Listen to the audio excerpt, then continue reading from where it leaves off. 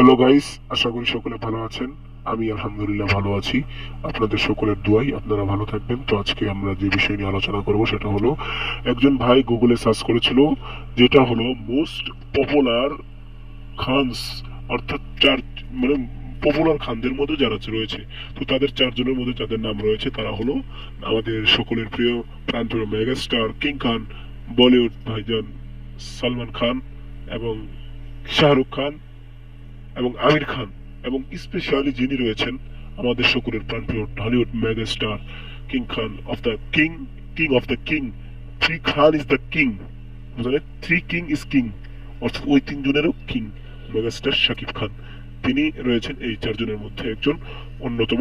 তো এই চারজন হলো মোস্ট পপুলার কিং। ওনারা তিনজন যত বড়ই হোক না কেন, বাঙালির কাছে সবসময় উপরে, মাথার উপরে থাকবে আমাদের মেগাস্টার শাকিব খান, এটি আমরা জানি।